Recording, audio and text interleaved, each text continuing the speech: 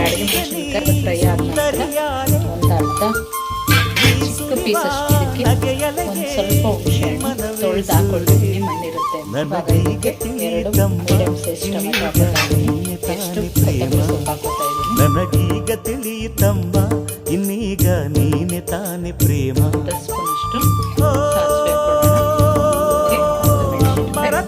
ಕಡ್ಡಿ ಕರಿಬೇವು ಸೊಪ್ಪು ಮಸಾಲೆ ಹಾಕೊಳ್ಳೋಣ. ಕಲರ್ ಕಾಣ್ತಿದೆ. ಬೇಳೆ ಕಟ್ಟಿದೆಯಲ್ಲ, ಬೇಳೆ